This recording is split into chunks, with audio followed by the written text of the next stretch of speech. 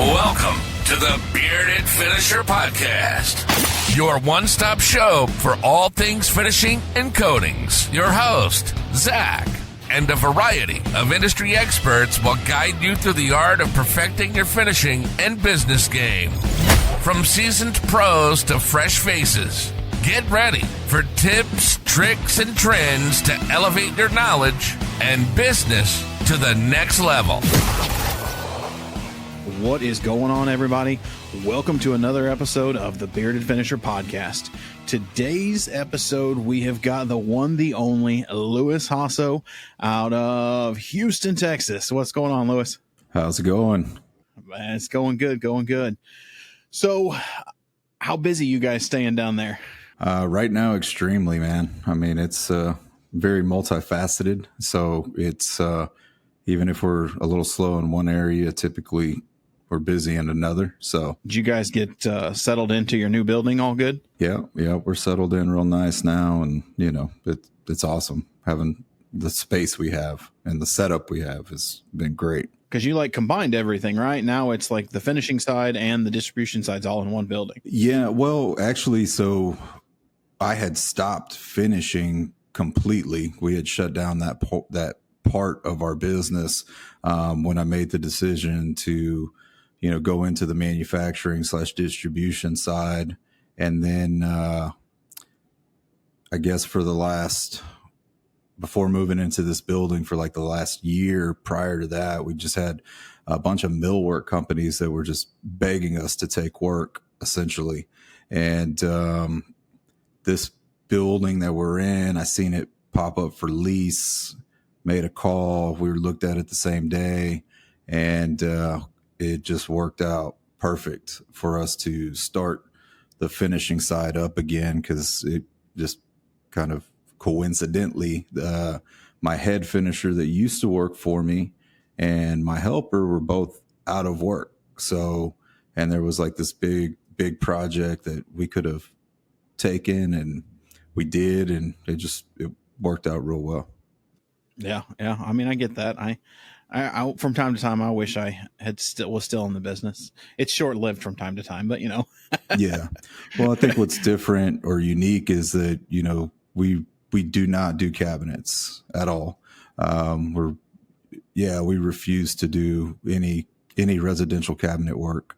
It's all commercial millwork, mainly, really large wall paneling, parts for restaurants. I think out there right now, we're doing a job for British Petroleum. So we've got reception area tops, and we've got a lot of wall paneling, elevator paneling, casework, trim, stuff like that. That's got to be a nice relief of not having the mundaneness of cabinets every now and then. It's always amazing. Something different. No, absolutely. I mean, cabinets are a huge pain in the ass to me, man. Seriously, people beg us to do them. I'm like, absolutely not, man. It's not worth it. Before I sold, I was in the process of moving to the only way I'm going to do cabinets is if they're flat packed. Mm-hmm. You want to bring me finished panels, doors, I'm fine with that. But I could go the rest of my life without seeing another cabinet box or having to mask one off, because and it takes up so much space. Oh yeah, 100%, man. It's a very it's a hard way to make money for sure. And expectations, That's a whole nother world. I mean, that's a whole nother show in itself, the customer expectations. Yeah.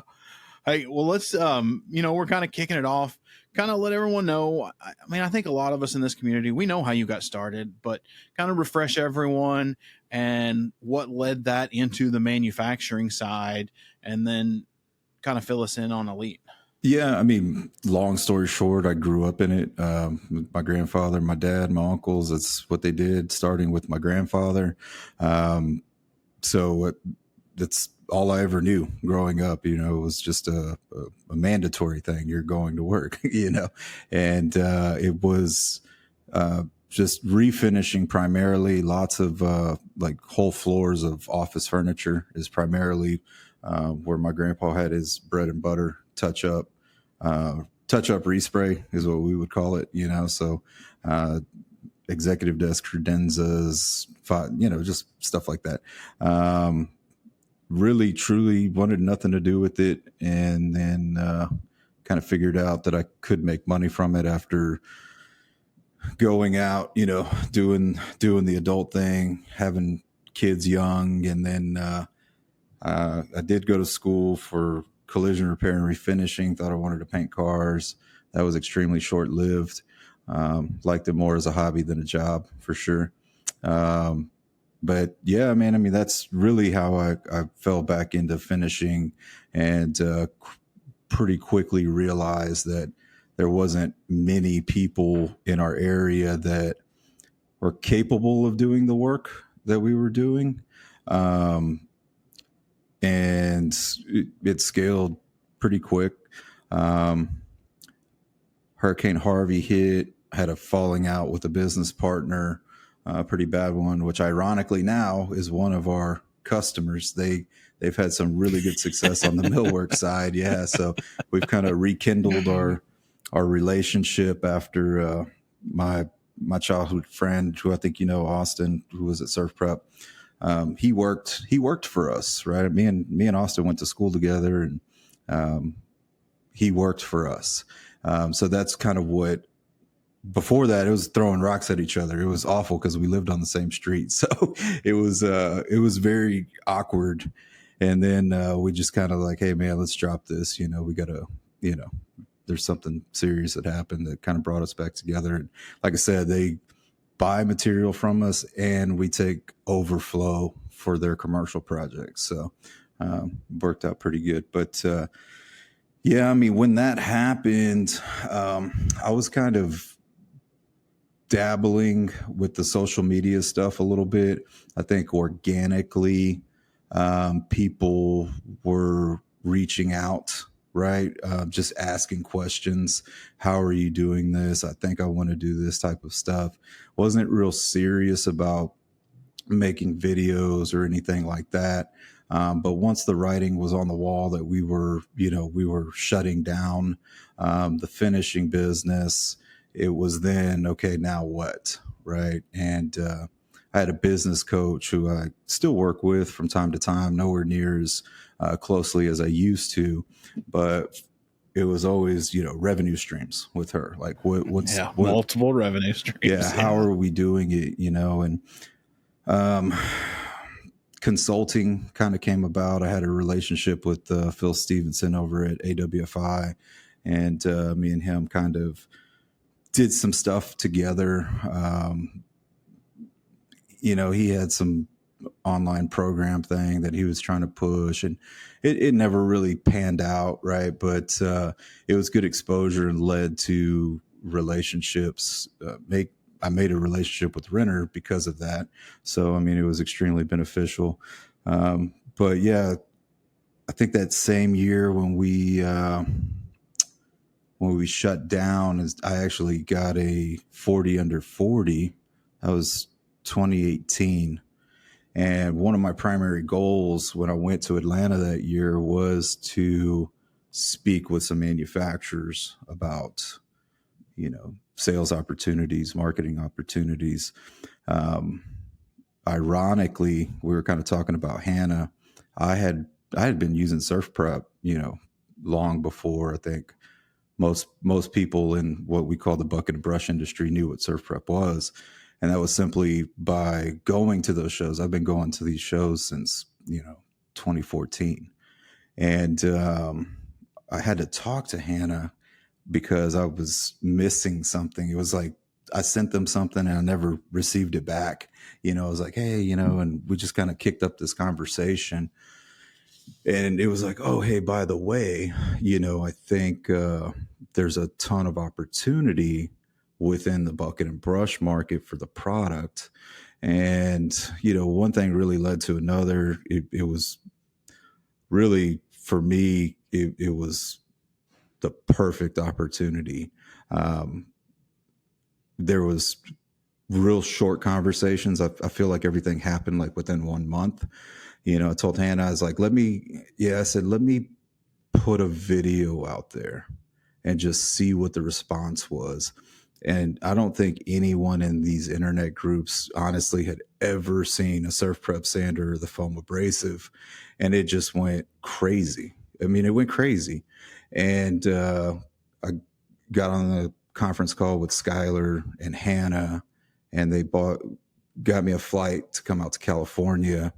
And before that, we were just kind of coming up with a plan. They were not selling, direct to consumer. It was all through industrial distribution at that point. And it just worked out, man. I was able to, lock in a contract with them, a commission agreement with them. They ended up bringing me on as their national sales and marketing director. I hired Austin once we kind of realized that the sales it was a rocket ship, man. It was a thing of beauty. Truly. It exploded fast. No, it did, man. And so that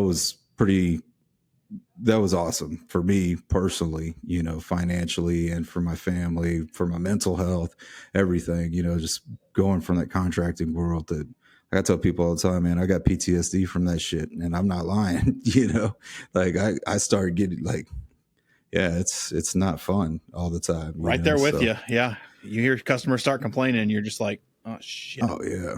Yeah. You hear your phone ding at 8:00 at night and you're like, oh, whoa, hopefully that's not the customer I'm expecting to get a check from tomorrow, So yeah, I mean, and through that time period, like I said, I had identified a few manufacturers, the other one being like Apollo HVLP, John DeRock. He's been awesome for me too. At this point we're such good friends, and again, he gave me a lot of exclusivity, and we worked hand in hand, on the marketing side, on the e-commerce side, just sales strategy in general to help him scale that product. And then of course there was Renner, right? And Renner is one of those things where it was kind of an awkward, for me. They made me an offer really early on and I declined it. And, hindsight, it's probably one of the bigger mistakes, but not really, right? I mean, we have a great relationship with them, and it's our core product in the store. It's what pays all the bills. But I don't think they had any idea how big it could be in the bucket and brush market at that time when they made the offer, right? So we did end up securing a 1-year marketing contract with them prior to COVID, to kind of launch that product into the bucket and brush market a little bit. And it was really difficult. There's a lot of red tape with these, Italian companies, because you can't do anything, like literally nothing, without their approval or consent. So, and they don't understand. They don't. The American, I don't want to call it infatuation, but the social media marketing, to them, it's just like, they don't get it. Yeah. And I think a bigger part of the problem as well was that the bucket and brush market wasn't their market, right? It's like gallon cans was a foreign concept to them. Not that they don't have them, but it's like, why do you want to sell so many gallons? Like we're trying to sell drums and pails, and it's like, yeah, but these guys aren't buying drums and pails, and I think, it's just, it's weird. Right. And I guess for me, that's where I was kind of hesitant. Right. And even still, even though Renner's like the largest Italian wood coating manufacturer around, pretty much, I don't think people realize how big they are. It's still a struggle to get them to come on board with it 100%. Right. They've come a long way, but it's not where it could be, especially with a company like that. Yeah. Well, I hear that, and just through the grapevine and talking to people, that do you pull from Renner North America, or do you pull from Renner Italia? Both. Yeah. So, I mean, Renner North America is the importer for Renner Italia. Well, I know they're making some stuff here now, some of the water-based they're manufacturing here, but they still pull stuff over, a lot of the solvent-based. And I mean, just through all the interviews and people that I talk to, they've been really focused on the architectural end user side, the bucket and brush side, we'll call it, for I don't know, say the last 7 years, pretty hardcore, maybe 5. Well, like, so when we had the contract with them, this was the CEO over there. His name was Evaristo. He's no longer there. That was pre-COVID. So I want to say that was 2019 when we had that contract. Or maybe it started in 2020 and it went to 21, but it was real awkward because COVID was right there, right? Yeah, I think that's right. Because actually I resigned from Surf Prep. My official last day was December 31st, 2019. So, but yeah, so they hired Mike Daup. Me and Mike Daup worked really well together because, you know, we were like the only Americans, and everybody else, there's a lot of Brazilians there. So I don't know. A lot of people don't realize that Renner is huge in Brazil, and actually, Leopoldo, who's running North America now, is Brazilian. There was a guy, Rafael. Those were all like the key players, right, with Renner. And because they weren't staffed like super well in North America, but they were staffed well enough to take care of the industrial end users. I think it's one of those things when we talk about cultural things. It's like, hey, why are we going to invest more money in this particular thing when we know the potential on the other side? I mean, yeah, not rumor, but I've heard some rumblings about them moving their focus starting next year more industrial, going from more large OEM, still maintaining and working on the residential architectural side, but really making a push for, let's say, you know, the other large Italian manufacturer that starts with an I, you know, the big conglomerate, going after that side a little more. And I think it's always kind of been that way, man. Honestly, I mean, that's because I've known of Renner for a lot longer than when I met them personally, because Marco Buffetti, who was the importer of Renner over 20 years ago, he actually was cross-docking and docking material here in Texas, because their largest market and end user is industrial plantation shutter manufacturers. So some of the, like the Sunland Shutters and the Houston Shutter Companies, Texas Shutters, you know, a lot of those people, ironically, are here in Houston or very close. So that's a major business for him. And he's one of those people that I met at one of the shows, and he's like, "Oh, you're in Houston, and I have a location." I'm like, "What?" And it was a location. It wasn't like a retail location, right? It's just, I have a warehouse here. And so I had known of Renner. And when I started going to the Renner factory, I want to say in North America, in Charlotte, that was like probably 2018 when I first went to Renner Charlotte. And it was cool because they actually bought the building that used to be SEM, which is huge in automotive. So I was like, y'all have the infrastructure in place.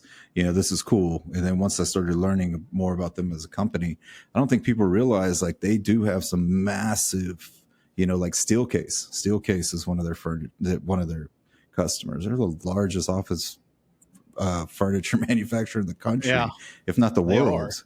You know, I didn't know Steelcase was them. That's impressive. Man, they're huge, dude. I mean, that's what I'm saying. People have zero clue how big Renner really is because they're only thinking on the bucket and brush side. But no, they're a major player in OEM, especially in UV. I mean, and I want to say they do a lot of UV, and I mean, hardly anyone knows about their solvent side. I mean, I want to know, does Marco doesn't bring in their solvent, does he? So it's funny. We were talking about it today because I got a pallet of solvent stuff because it's been a big kind of topic for us. You know, for Marco, it's tough because he's in California, right? And the restrictions and everything over there are significantly different. Well, here, you know, solvent is, especially in these OEM settings, it's 90% of the market or more. You know, water-based is brand new, So, I mean, when you're going into these bigger millwork shops and stuff like the stuff you're not seeing on the internet, our day to day, people do not realize it's still CV. Like we're selling against CV all day, every day. Well, I mean, CV and precats are still huge. I Yeah, mean, precats are huge still. SW's two largest markets in the entire country.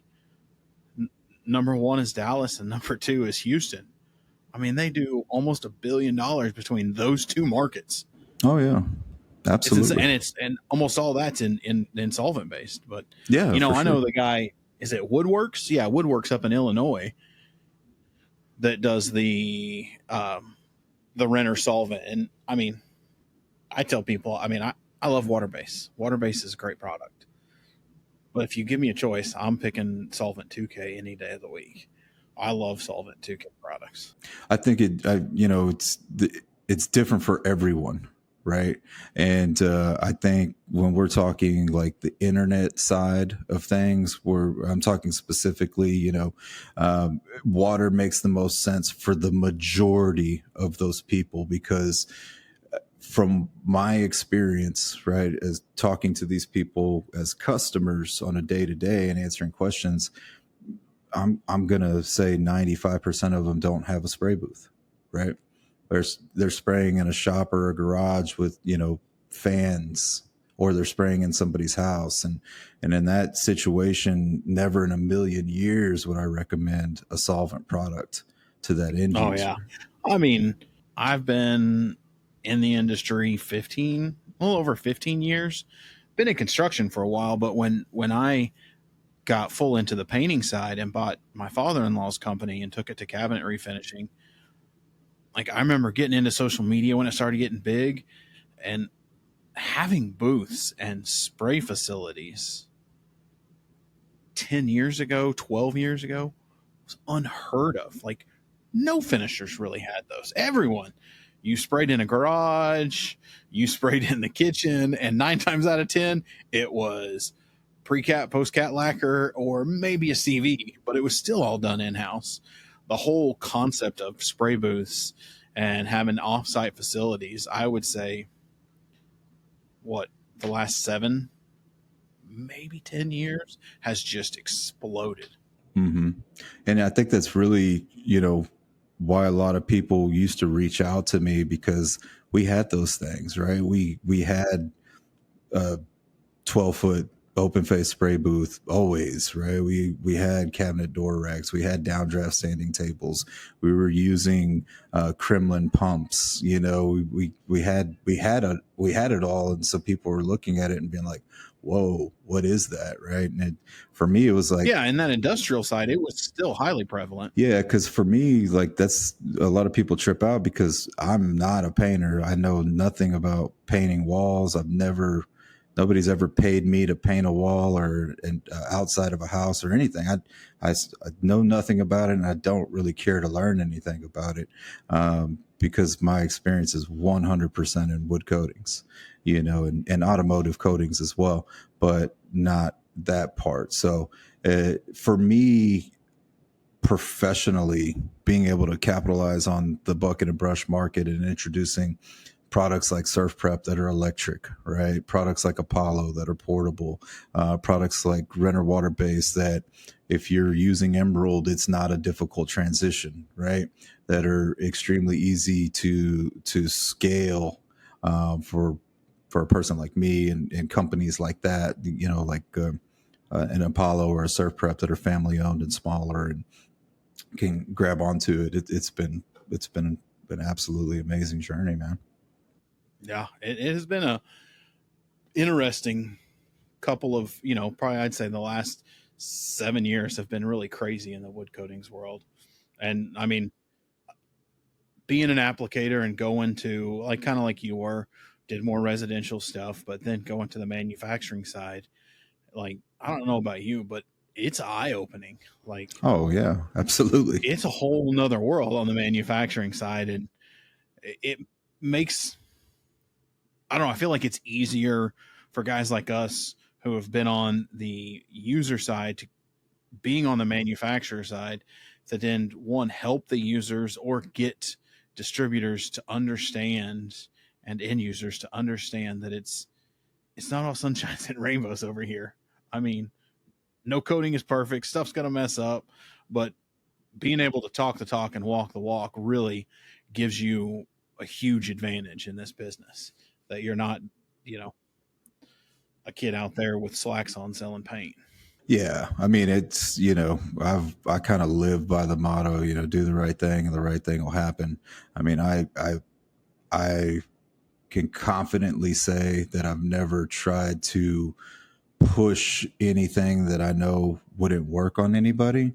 You know what I mean? So you see a lot of it. I mean, I don't know. I guess for me, it's usually, I don't understand how everybody thinks. For me, this is a job, right? It's my hobby is messing with hot rods and, stuff like that. It's not like, let's try everything under the sun, right? It's like, how can we utilize these products to make more money in our business, period. Right. And maybe let's create a system and make it more efficient. That's it, man. I mean, and make money to support the family. Right. And,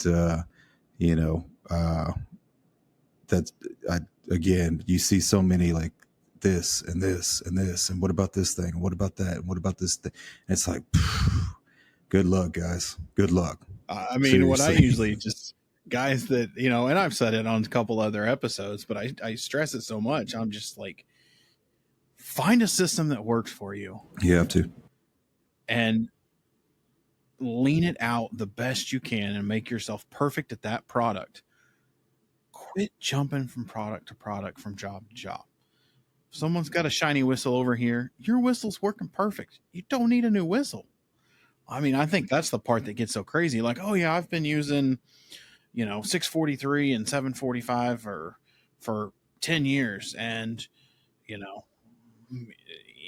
Icaro came into town 3 months ago. And I'm like, so why are you doing it? I mean, yeah, play with it. That's fine. But why are you doing a kitchen with it? You know how this product over here works perfectly. No, that's absolutely the one that gets me. I mean, I started with Circa. I played with some other stuff, but man, I could make Circa look amazing. They took care of me. That's what I used. I mean, yeah, I knew about the other products, but you just find the system that works and go with it. Yeah, absolutely. 100%. That's anything in business, right? I mean, it's you could have a different website hosting company because they say they have this additional feature, but come on, like, that's how I look at it, man. Yeah, that's a good way. Yeah.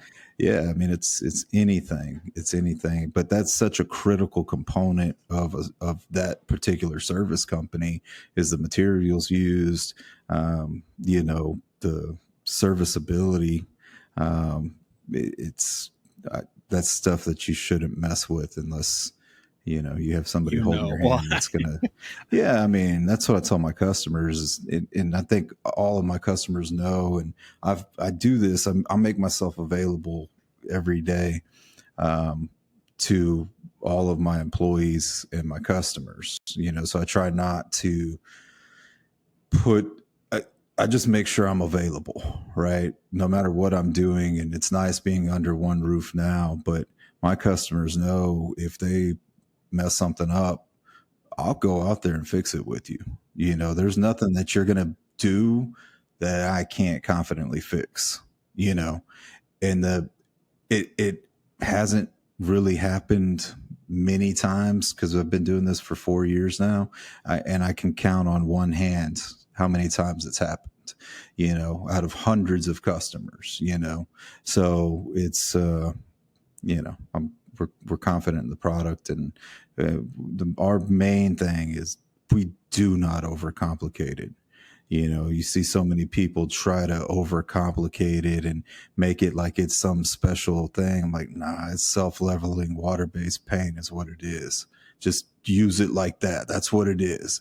If we're talking CV or, 2K acrylic, that's a different story, completely different story, Well, I mean, it's like most manufacturers, the manufacturing rule of thumb, is you want to make 80% of the people who use the product out of the bucket.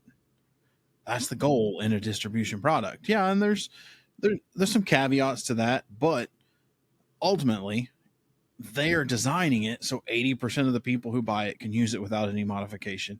Mm-hmm. Before you do any doctoring, just spray it. Put it in a gun and go. See what happens. Yeah, that's it. But you're right. People do like to make it difficult. I have customers that walk in the store that have known about Renner products for a couple of years, local people. They're like, I think I'm finally ready to try it. I'm like, what have you been waiting on? Well, I'm just intimidated by it because I don't want to use a 2K. Then don't use a 2K. What are you using now? Emerald. Great. Here's a 1K product that's worlds above what you're currently using, and it's easier to use. You know, like the issues you have right now with Emerald, you will not have them with this product. So I don't know what you've been waiting on, man. You know? So every day, dude, I'm not lying. I mean, it happens. I dabbled in a little bit, like with Circa, because I could tent in Oklahoma. It's like, all right, I'll bring it in and make colors for people and sell it. Man, you get a deal with special people award, because even with finishers, I mean, I think I did it for like a year, and I was glad to be done with it. Because were you doing it manually? Oh yeah, the tinting on Circa was all by weight. The only because I did it for my company, for my finishing side, and then I had people that wanted to try it. They wanted to use a 2K solvent, but the distributor up in Oklahoma, they wouldn't bring in the colorants, but I did.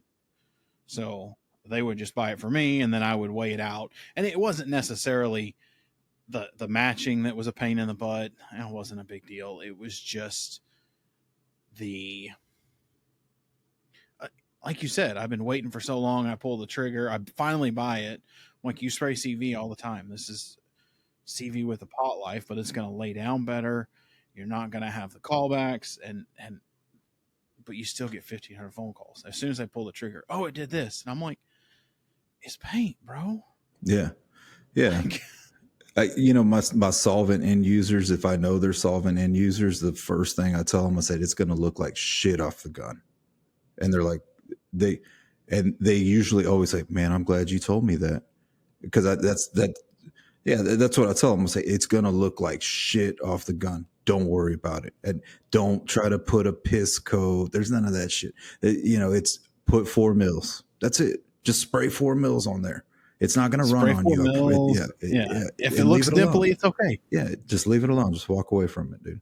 And like I said, don't overcomplicate it. And when we tell them that, usually we don't get the call back, or the call about it, because we already know, and I joke with people, my staff, they're not experienced finishers at all, right? None of them, but they all know, like, I don't answer the phone. When people call, it happens all the time. Is Lewis available? And I always tell them, I'm not, because, and it's simply because I want them to handle that. We have a higher call volume. Fortunately, now after 4 years, we have a high call volume. We have people walking into the store, and I'm like, look, we don't have that many SKUs, guys. And all the products are relatively the same. We just need to know how they're applying it, right? And basic information. And it usually takes somebody about a month until they're confident enough to truly walk through with a end user the product offering that we have. And again, with zero, experience. So like Matt's been working with me. He's our general manager, but he's been working with me since we had the finish shop. And you would think the guy's been a finisher for 30 years or something when you talk to him. And the reality is he's probably only picked up a spray gun like twice, and when he does, he's like, oh, what am I doing? I'm like, dude, you talk to people every single day about this. Like, what are you talking about? Why do you want me to spray? The same stuff that you talk about. Just do it. Yeah, just do it. So, it's funny, but that's pretty good. Yeah. Yeah, I mean, I think the biggest part on the distribution side, like people don't realize how big of an investment it was for us to do it all the way, right? Um, I think that for me, I got extremely fortunate during COVID. Had the hand sanitizer sales that were in the seven figures within 1 month, and was, sitting on a lot of cash. And I made the decision because I was traveling a ton with Surf Prep. I was fortunate to see the country and travel side by side with Skylar and learn just more things. And I'm forever grateful for the things I've learned working with them. When you're on the road with somebody, you get to know them really, really well. Really And well. yeah. And but my daughter, my daughter's 7 right now. And so she was even younger then. And it was just, once she got to the point where she was upset that I was leaving, I was just like, that was my opportunity to say, okay, I'm going to set up shop here in Houston because there's not really anybody doing it. There's not really anyone at all that's focused on water. And we're going to be that company. And it cost me $300,000, and it's a lot, Yeah, because you it's no can't. small feat to get into that distribution world. And you No. don't have, you're doing it on the world of 100% independent. Like, I mean, you're not partnering with a big manufacturer that's going to give you credit. Like, it's all on you. Well, we had credit for 30 days, Yeah. but it's like, it's 30 days. And if it didn't sell, you owe us that money. And, people don't realize the carrying costs, right? Like, oh, hey, why don't you get this? And why don't you get that? And then you ask them, well, how much do you want? A gallon? Like, come on. I have to buy way more than a gallon. Then I have to buy every single sheen, and I have to buy clear base, and I have to buy white base. And, it costs me a whole lot of money for you to try 1 gallon. So we're going to stock the SKUs that we know sell day in and day out and that we can confidently tint, because I have to have $150,000 worth of inventory on my shelf so that I can fill most orders. Right. And it's a big, and that's not even a lot of money in inventory compared to, other people. Right. But, that's what it takes. And the Yeah. You get into some of those $30,000 stores. tinters, and oh yeah, man, absolutely.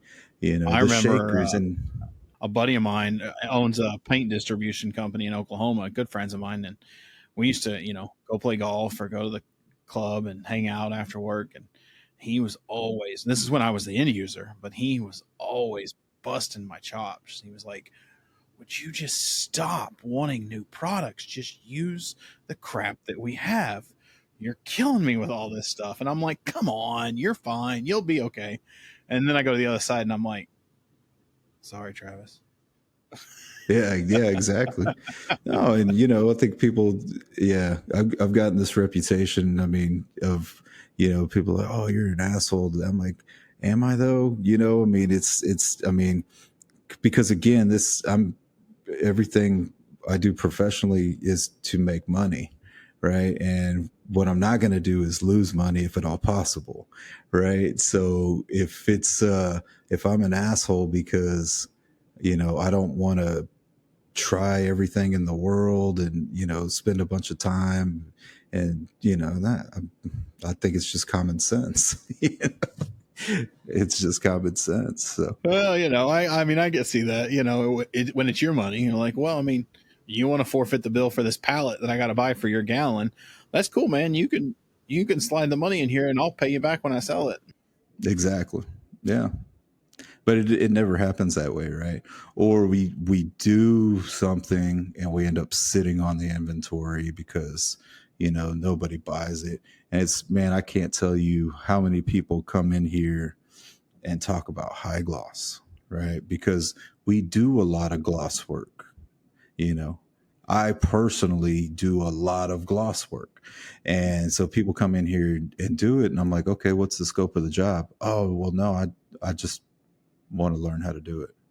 And it's like, uh, okay, but so what do you want me to do? You want me to sell you some product? I'll do that, but if you want me to teach you how to do high gloss, I can't do it in a day or two.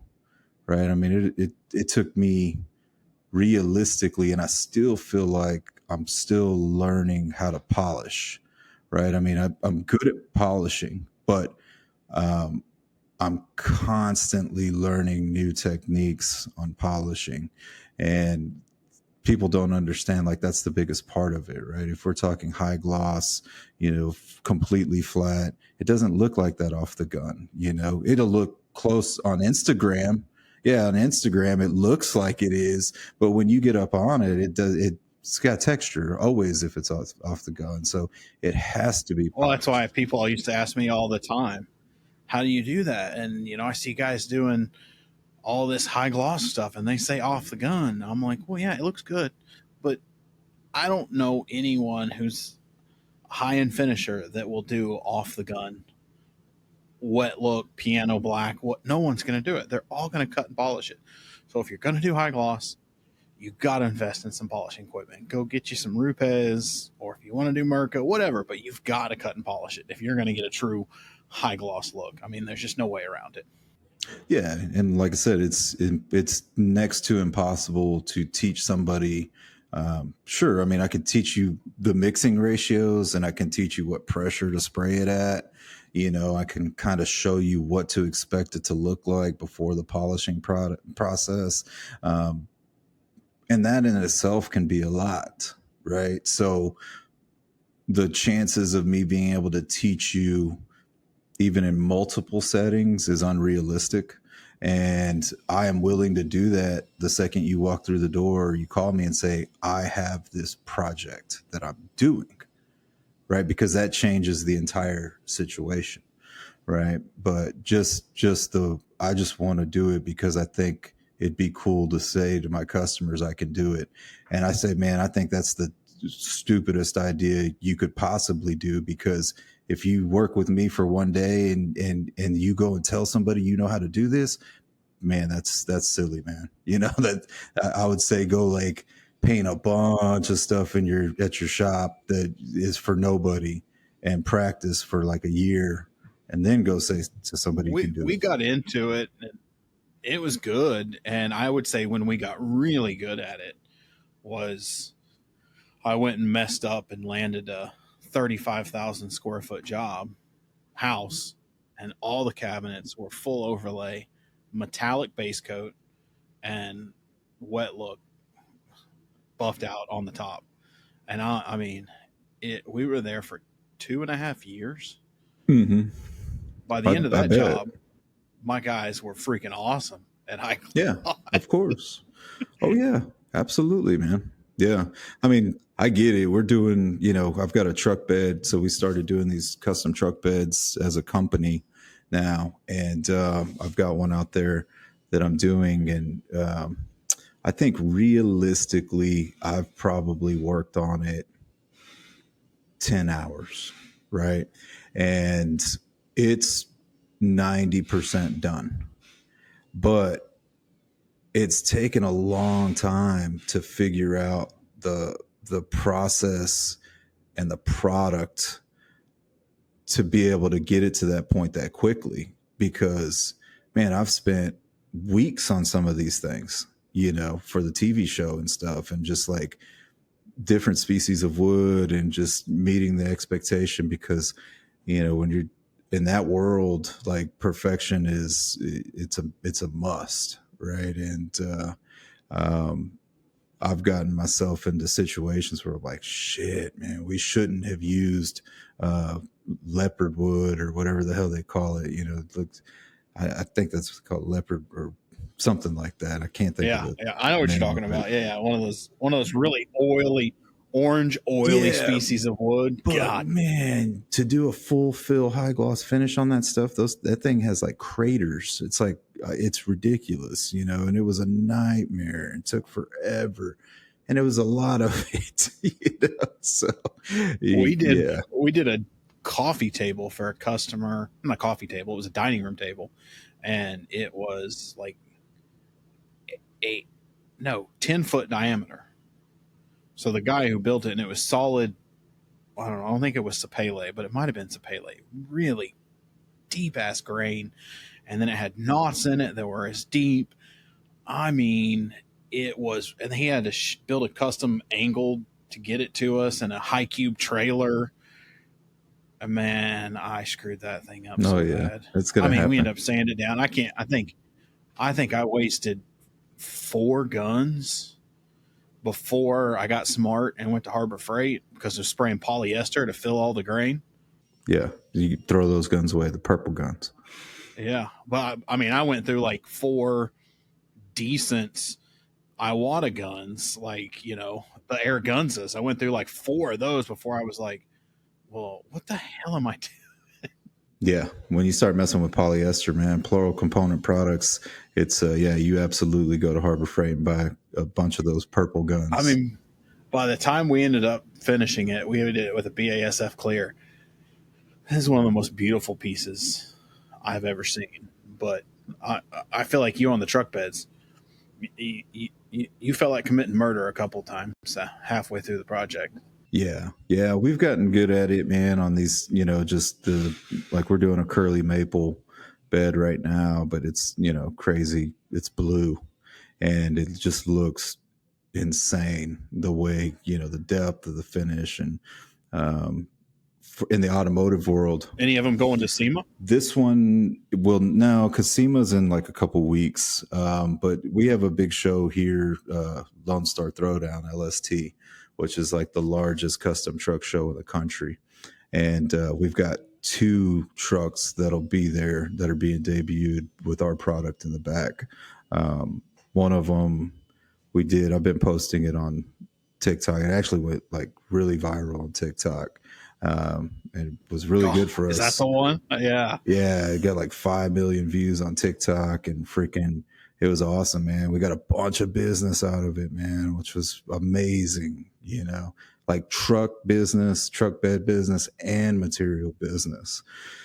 So it was really good. But yeah, we'll have those 2 trucks at LST debuting, and you know, we've got a bunch in the pipeline, so we've got a little waiting list awesome now, which is cool. Yeah, because I mean, if always wanted to redo an old Studebaker, just go and get an old like 50 Studebaker or completely redo it. But now I kind of want to mix things up. I want to redo an old Studebaker, and I want to do a swap and make it completely electric, and just piss off every old car guy when you go to the shows, just because, I mean, I think it'd be fun. Yeah, I'm the same way.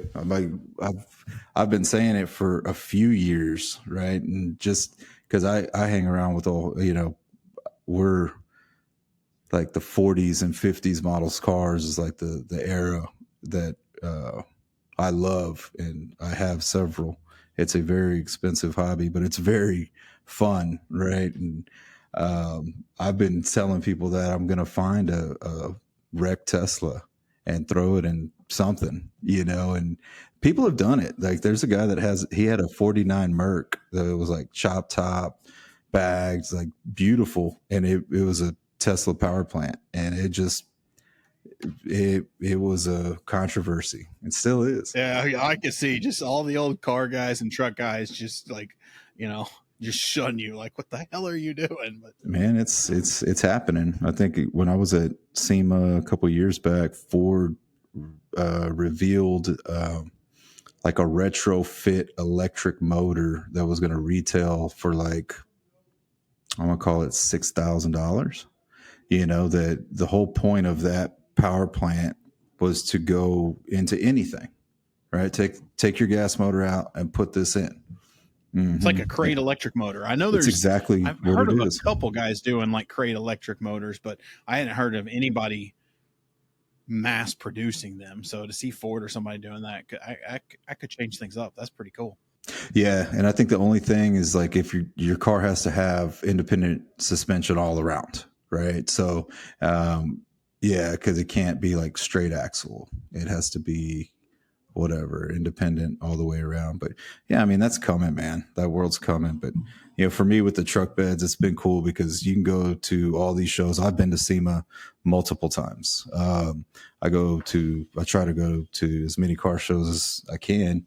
But when you look at these classic trucks and you look at the bed, man, they fail miserably every single time.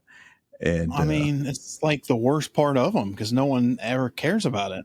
oh, I know. And that's when I got, you know, wrapped up with the TV show, because I've known the guy, Bill, that has the show. I've known him since, hell, he bagged a truck for me when I was 18, you know, and I was talking to another buddy of mine, Heath, that was on the show. He's like, man, you got to go over there. You got to start doing this. And once I started watching the show, and I was like, oh my God, dude, he just put Minwax poly shades on this freaking $250,000 truck, you know? And I was like, no way, man. And I was like, yeah, Heath, let's do this, man. Let's talk to Bill. Cause, yeah, I can help y'all out in a big way, you know? And We can change the game on that.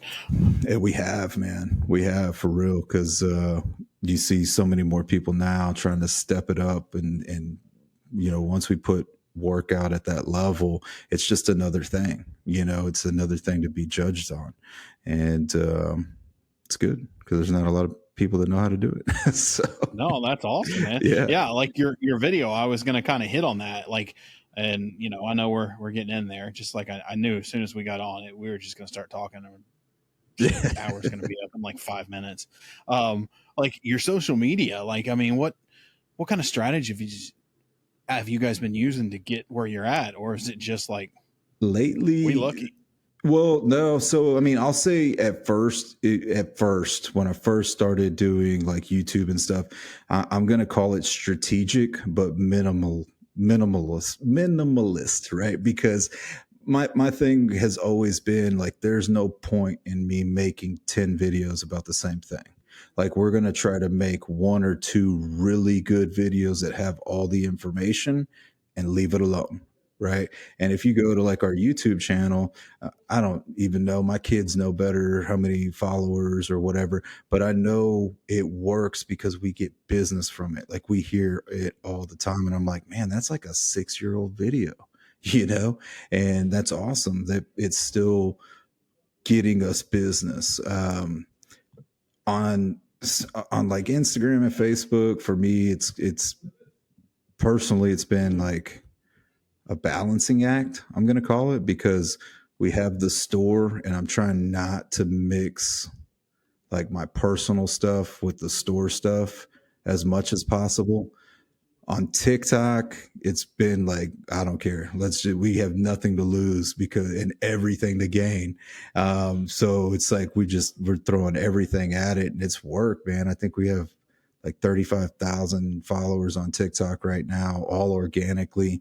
You know, there's not anything paid, or, you know, we're not sitting here like, it's just like, just throw shit at the wall and see what sticks, you know. And when something sticks, let's keep harping on it, you know, like, let's just keep on going with it until it stops. And, you know, That's nuts, man. You guys have been hella successful on social media. yeah, I mean, and again, man, it wasn't like, I knew there was no money to be made as like an influencer, right? But there was definitely money to be made on the product side if done properly, you know. So I've always kept that at the forefront, you know, knowing that there's not enough people that find what we're doing interesting enough to pay my bills. So it has to be product related, and it always has to be, the main goal is to sell product. It always has to be that, you know, which should be anybody listening, right? Like, it should be anybody listening. I think if you're a painting contractor or a finisher and your content isn't speaking directly to a homeowner about you're not making the right content. It's interesting because I tell guys all the time, I said the content is extremely important, but people buy from people. They do. So they don't just want to see your cabinets. They want to see you talking about the cabinets. That's what they want to see. They don't want to see pictures and to videos. Put some audio behind it that gets a lot of attention, but you got to be in front of the camera talking. And if you don't like being in front of the camera talking, you got to find someone who can be the face of the company, because on social media, that's all they're buying from, is whoever's on the other side of that camera.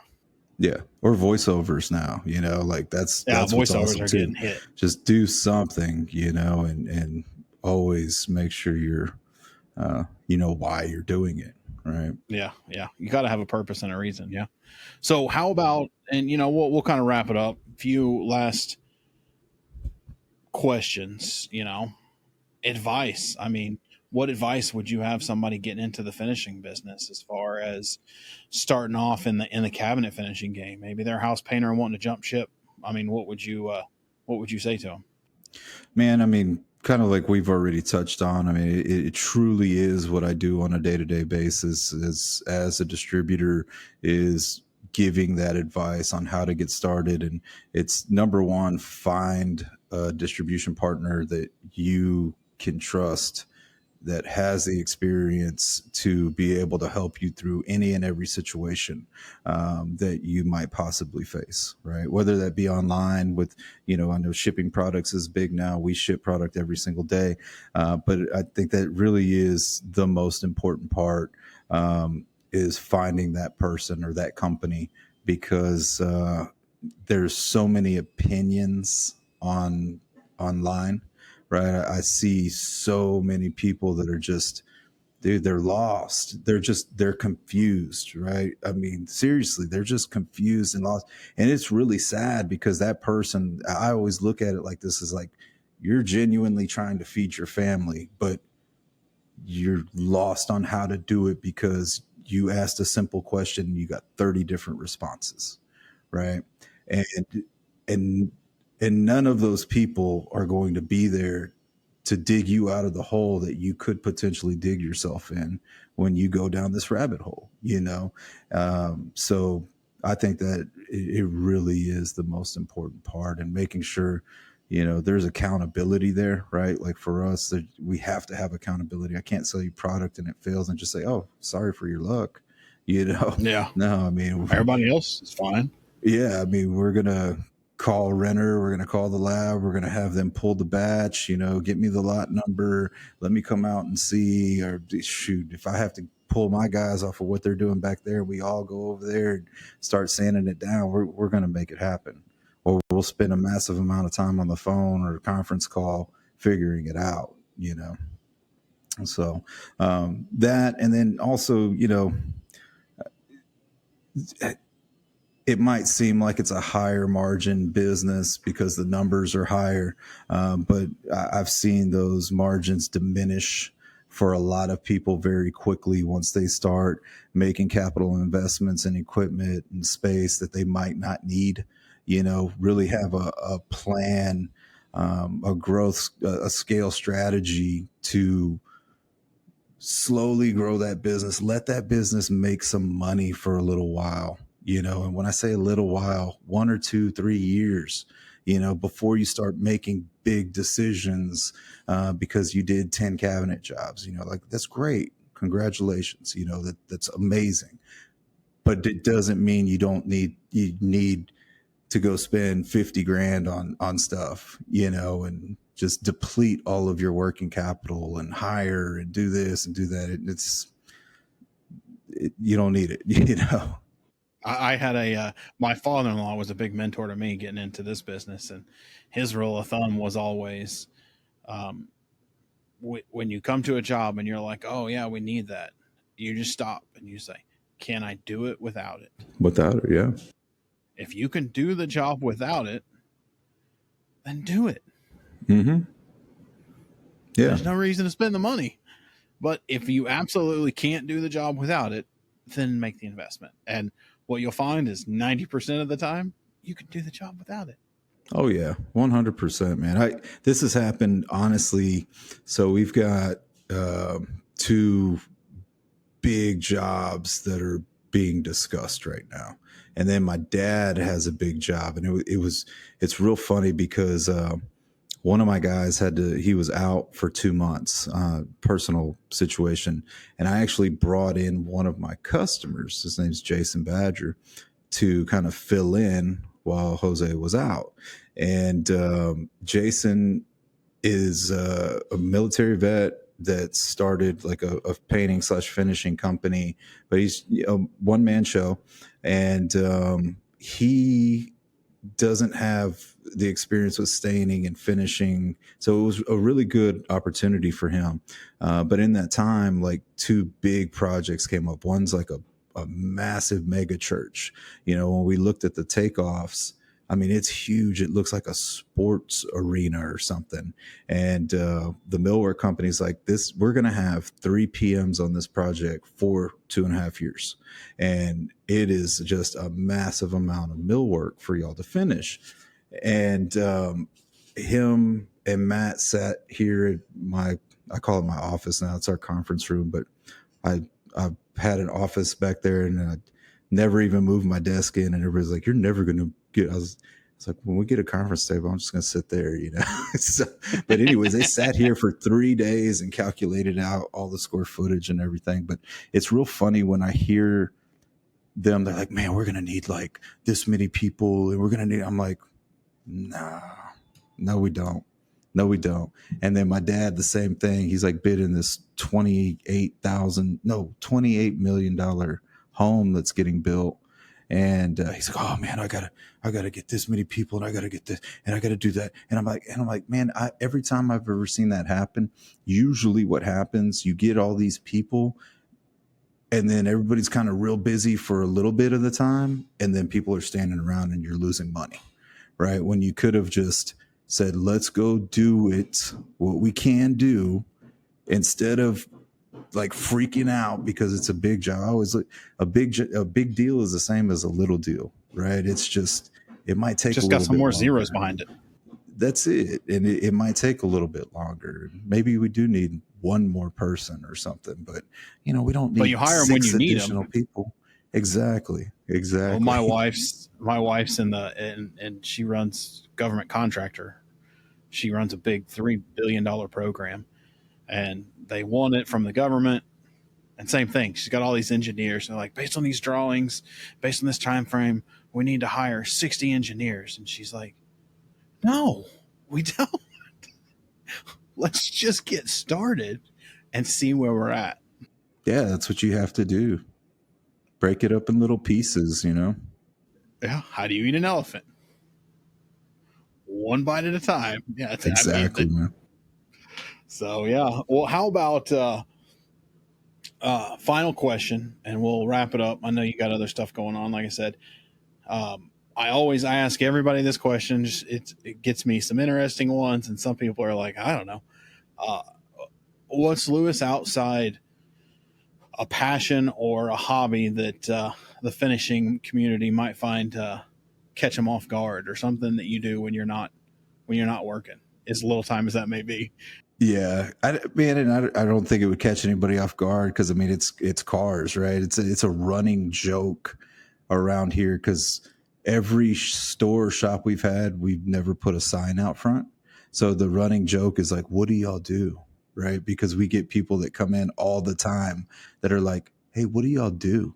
Are you an upholstery shop? Are you a car shop?" Because we have, all my buddies we're all hot rodders and shit, and so we always have old cars. You always have the random parking lot. People are like, "What the crap is going on in there? What is going on there?" And then you always see vans, right? There's tons of vans out front all the time, all the painting contractors and stuff. So, but no, man, I mean, cars are kind of like my passion, and it's cool because my sons, like, we painted my son's truck last week or 2 weeks ago, and then another one of my sons, he's got a little I got him a little Blazer, and it's on air ride and all shaved, and we're making plans to paint that. So it's a good way for me to connect with my kids, because I had kids super young, and honestly, man, I mean, I didn't have, like, building these businesses, I just didn't have the time to spend with them because we had to eat, man. You know, there was a lot of us. You know, I have 6 kids. I don't know if a lot of people know that, but I have 6 kids. So did not know you had 6 kids. Yeah. So it's it's always been hustle, always. You know, just that's a lot of mouths to feed. Yeah, man. You want your kids to have a better life than you had, you know, and so I always made we didn't move around. They didn't move around a lot. They might think I'm an asshole, you know, and dad was never there type of stuff, but they've learned a lot. I can tell you that. And I've tried to do the best I can. And now it's kind of our opportunity to bond over cars and stuff. Oh, that's cool though. That's pretty awesome, man.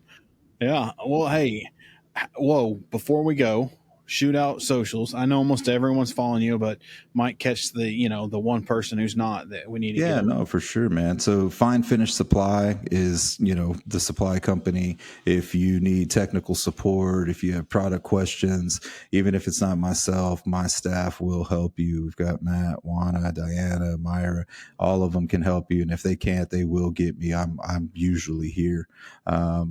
And it's Fine Finish Supply for everything, and I think on TikTok, you can find me at Louis Jasso, LouisJasso. Awesome. Louis, man, I appreciate you coming on. I know we've tried to do this a couple times. I'm glad we were able to knock it out. Some killer talks there, good words of wisdom. Man, that's about it, man. I appreciate you and everything that you guys are doing for the industry. All right, guys. Make sure you are subscribing to the videos. Make sure you're following us on all those podcast platforms. Your podcast is out. What's your podcast? The Fine Finish Podcast. Fine Finish Podcast. Yeah, get on there. Listen, check out his podcast. Thank you for coming on. Stay tuned next week. We got more guests coming up. Everybody have a good one. Later. And that's a wrap on this episode of the Bearded Finisher Podcast. We thank everyone for joining. Keep hustling, keep learning, and never settle for anything less than your best. Remember, the path to perfection is a journey, not a destination. Until next time.